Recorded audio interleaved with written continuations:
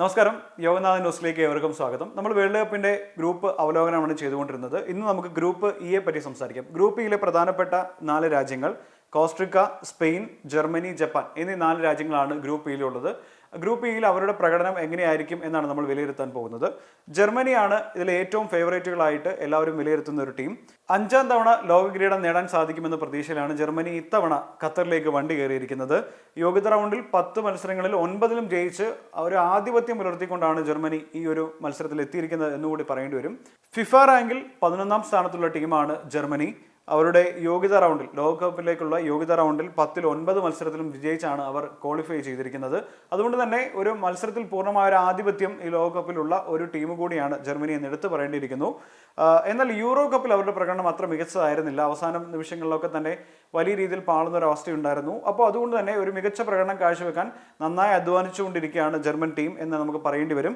Jamal മ്യൂസിയല എന്നൊരു 19 വയസ്സുകാരൻ്റെ പ്രകടനമായിരിക്കും ജർമ്മനിയിൽ ഏറ്റവും കൂടുതൽ ആളുകൾ കാത്തിരിക്കുക. അദ്ദേഹമായിരിക്കും ഈ മത്സരത്തിൻ്റെ ഒക്കെ തന്നെ ജർമ്മനിയുടെ കീ പ്ലെയർ എന്നാണ് നമുക്ക് പറയാൻ കഴിയുക.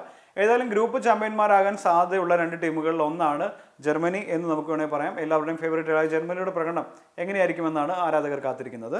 ഗ്രൂപ്പിലെ 2ാമത്തെ ഫേവറേറ്റുകളായ ടീം എന്ന് പറയുന്നത് സ്പെയിനാണ്. സ്പെയിൻ ഇപ്പോൾ ലോക റാങ്കിങ്ങിൽ 7ാം സ്ഥാനത്തുള്ള സ്പെയിൻ്റെ ഒരു മികച്ച പ്രകടനം ഈ ഒരു വേൾഡ് കപ്പിൽ കാണാം എന്നാണ് നമ്മൾ പ്രതീക്ഷിക്കുന്നത്.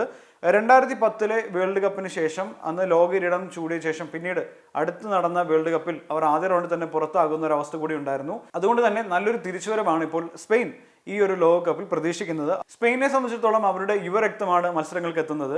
എല്ലാം യുവാക്കളാണ് ടീമിലുള്ളത്. അതുകൊണ്ട് തന്നെ നല്ലൊരു പ്രകടനം അവർക്ക് കാഴ്ചവെക്കാൻ കഴിയും. നമുക്ക് ചില പേരുകൾ കൂടി പരിശോധിക്കാം. സ്പെയിനിന്റെ ടീമിന് കരുത്താകുന്ന ചില താരങ്ങൾ, അത് ബാഴ്സലോണയുടെ അൻസു ഫാത്തി, ടോട്ടനത്തിന് വേണ്ടി കളിക്കുന്ന ബ്രയാൻ ഗിൽ എന്നിവരൊക്കെയാണ് സ്പെയിനു വേണ്ടി കളിക്കളത്തേക്ക് ഇറങ്ങുന്നത്. അവരുടെ പ്രകടനമൊക്കെ തന്നെ മികച്ചതായാൽ സ്പെയിനിന് ഇത്തവണ ലോകകപ്പിൽ മുത്തമിടാൻ കഴിയും എന്നാണ് പ്രതീക്ഷിക്കുന്നത്.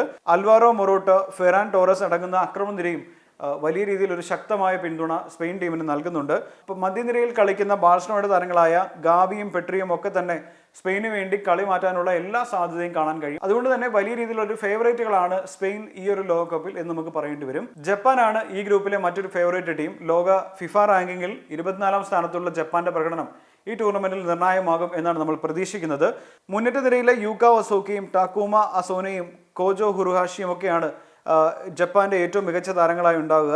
മാത്രവുമല്ല, കോച്ച് ഹാജിമെ മൊറീസ് പറയുന്നത് ഒരു മികച്ച പ്രകടനം ജപ്പാന്റെ ഭാഗത്ത് നിന്ന് ഈ ടൂർണമെന്റിൽ പ്രതീക്ഷിക്കാം എന്നാണ് കോച്ചിന്റെ ഈ ഒരു വിലയിരുത്തൽ. മധ്യനിരയിൽ ഹാക്കോ ഷിബസാക്കിയും ജെൻഗി ഹറാഗുച്ചിയും പോലെയുള്ള താരങ്ങൾ പ്രതിഭയ്ക്കത്തൊരു പ്രകടനം പുറത്തെടുത്തു കഴിഞ്ഞാൽ അത് ജപ്പാൻ ടീമിന് വലിയ രീതിയിലൊരു ഗുണമാകും എന്നാണ് പ്രതീക്ഷിക്കുന്നത്. മാത്രവുമല്ല, ഒരു അട്ടിമറി സാധ്യത ജപ്പാന്റെ ഭാഗത്ത് നിന്ന് ഉണ്ടാകും എന്നാണ് കായിക നിരീക്ഷകർ വിലയിരുത്തുന്നത്. ഈ ഗ്രൂപ്പിലെ 4ാമത്തെ ടീം എന്ന് പറയുന്നത് കോസ്റ്ററിക്കയാണ്. ലോക റാങ്കിൽ 31ാം സ്ഥാനത്തുള്ള കോസ്റ്ററിക്ക ഒരു വലിയ പ്രതീക്ഷകളൊന്നും വേണ്ട എന്ന് നമുക്ക് വിലയിരുത്താവുന്ന ഒരു ടീം കൂടിയാണ് കോസ്റ്ററിക്ക. അതുകൊണ്ട് തന്നെ അവർക്ക് വലിയ പ്രതീക്ഷകളൊന്നുമില്ല. എന്നാൽ പോലും നല്ലൊരു മികച്ച പ്രകടനം മത്സരം കാഴ്ചവെക്കുക, അതിലൂടെ ഒരു അട്ടിമറി സാധ്യത ഉണ്ടെങ്കിൽ അത് പ്രയോജനപ്പെടുത്തുക എന്നൊരു പ്രതീക്ഷ മാത്രമാണ് കോസ്റ്ററിക്കയുടെ ഭാഗത്തുള്ളത്. കോസ്റ്ററിക്കയുടെ ഏറ്റവും പ്രധാനപ്പെട്ട താരമെന്ന് പറയുന്നത് ജോയൽ കാമ്പയിലാണ്. അദ്ദേഹം മുന്നേറ്റ നിരയിൽ കാണിക്കുന്ന പ്രകടനം അത് ഏറ്റവും വലിയ രീതിയിൽ അവരുടെ ടീമിന് പ്രയോജനപ്പെടും എന്നാണ് നമ്മൾ മനസ്സിലാക്കുന്നത്.